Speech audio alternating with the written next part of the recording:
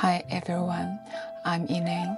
This video tutorial is made for demonstration on how to use patterns from studio82patterns.com or studio82pattern.com to make this new apparel Oriental Charm Cheongsam top.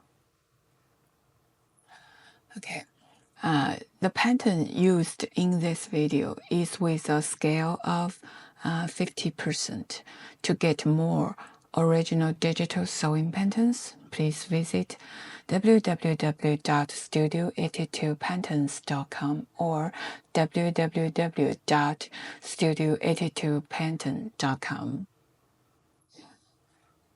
About the size, you can check the item gallery.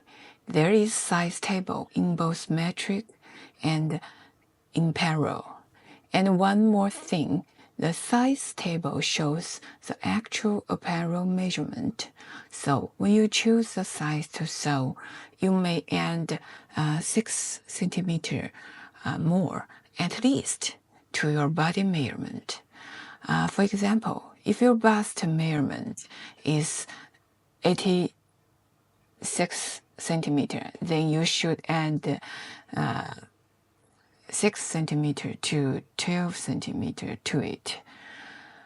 And 6 centimeter is for the tight fit, and 12 centimeter is for the loose fit. The result should be 92 centimeter to 98 centimeter. It means you should choose the pattern size based on these two figures. And the bust. If you choose item with stand corner, you should add neck girth into your consideration. Also, you should add 2 to 3 centimeter to the neck girth measurement. Last but not least, don't choose a size only based on the name of the size. But you can always send me your body measurements. Let me choose it for you. Okay, let's start assemble the pattern paper. You should arrange the paper according to the page number and the note I put on the first page. The order is from left to right, from up to down. Start with page 1. And one more thing, when you print out the pattern, you should know different printers may have different and default margin value. The difference may vary from 1 millimeter to 5 millimeter. It is not possible to remove the predefined physical margin reserved for the printer. The physical margin value is a fixed thing associated with certain type of printers. It can be removed, so the easiest way to assemble the pattern is to use the PDF file with margin 0 millimeter. Just put the paper edge by edge. But please be aware that the lines of the pattern are not totally printed out on the edges. Due to the printer's physical margin, when you assemble the papers together, make sure the lines on 2 pages go along with each other on the projected curves. Do not directly abut the lines together. You may lose the length. You may also draw the missing parts of the lines by yourself, as long as it goes with projection of curves. Or you can save the time, just draw the line in your mind. Okay, let's start. Now, according to the method just explained, after we piece the paper pattern together, we then cut them out separately for later use. This is the facing for the left front placket. With the fabric placed wrong side up, we cut out one piece, following the outline of the paper pattern. This is a right side small placket. With the fabric placed right side up, cut out one piece along the outline of the paper pattern. This is the back piece of the garment bodice. Fold the fabric with right side in, aligning the fabric's fold line with the pattern's center back line. Then cut out one piece along the pattern outline. Mark the back waist dart on the fabric according to the pattern's markings. Sew the dart, and don't forget to press it afterward. This is the pattern for the front placket. Place it on the fabric with the right side facing up. Then cut out one piece along the pattern outline. Don't forget to mark the front waist dart. Similarly, after cutting, please sew the marked front waist dart and press it neatly. This is the stand collar piece. Fold the fabric in half, align it with the pattern's center fold line, and cut out a pair. This is the waist hem pattern piece. Simply cut out one piece following its shape. It's designed to be 3 cm wide when folded.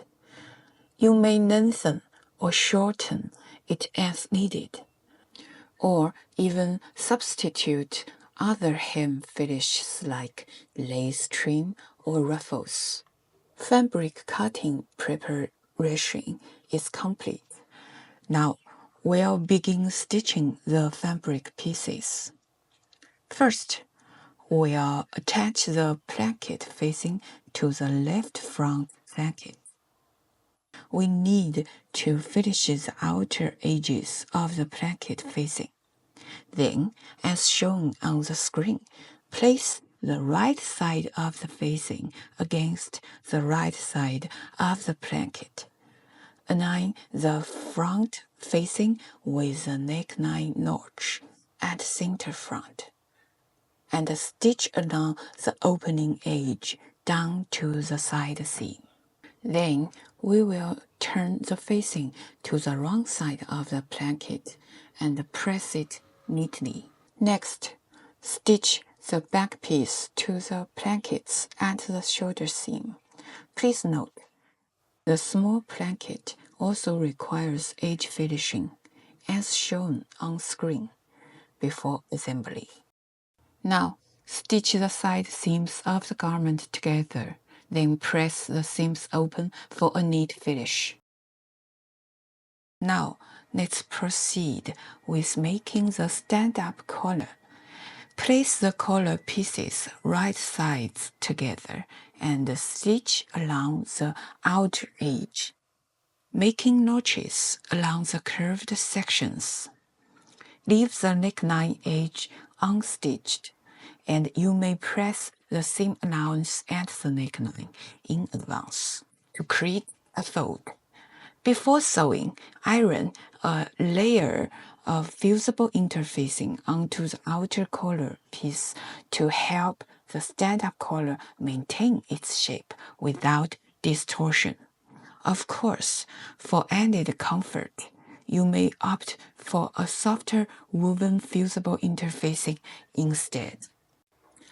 After completing the above steps, we can now attach the stand-up collar to the garment's neckline.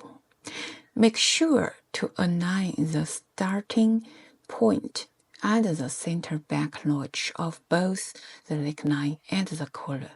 Place the outer collar piece with fusible interfacing, right side facing the right side of the garment neckline. Then stitch all around. Next, press and fold the inner collar's seam allowance inward to conceal the outer collar's stitching line. Then secure it to the garment by hand sewing. Next, we'll attach the waistband. Before sewing, Iron a layer of fusible interfacing to the wrong side of the fabric to stabilize the shape. Then fold the hem in half and press it flat, making sure to press the seam allowance in advance. The sewing method is similar to how we attach the stand-up collar. Finally, we can finish the armhole edges.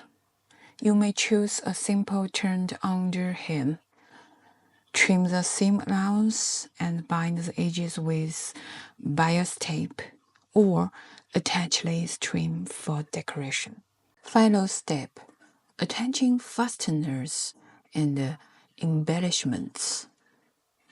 This design emphasizes clean, modern simplicity, so I recommend using slap buttons as shown on the screen, rather than traditional Chinese fabric button.